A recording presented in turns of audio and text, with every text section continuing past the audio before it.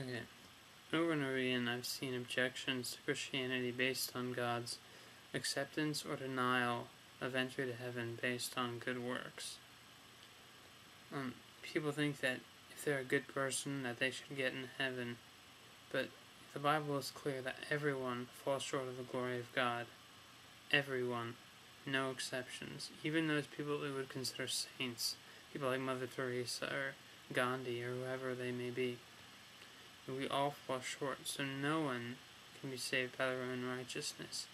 People who think that doing good works or being a good person should gain them admittance into heaven are trying to purify gold by adding gold, and this just doesn't work. This chain's 14 karat.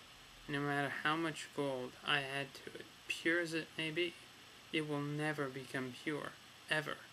Not the only way it's ever going to be pure is if I remove the impurities.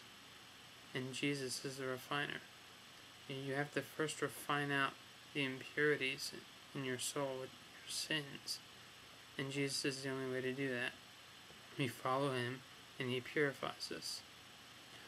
Religions fail because they say you have to do something to get into heaven. You have to do a certain number of good works or achieve a certain state, or who knows what all the requirements may be. Christianity points out that there's nothing you can do, that you can't do it on your own.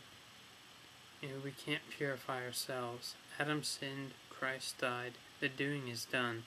All we can do now is decide to accept God's grace and forgiveness and act on it. Or are you going to keep trying to do it on your own? That's the real question. Are you going to decide to accept God's grace or keep trying to do it on your own? Because you're not going to be able to. And I want to end this saying, the real problem here is not sin with a little less. Those little lies you tell or the candy bar you stole when you were 5, that's not the problem. Or even if you murdered somebody, even that isn't the issue. The real issue is not sin with a little less, but sin with a capital S. That rebellion in every one of us against God's authority.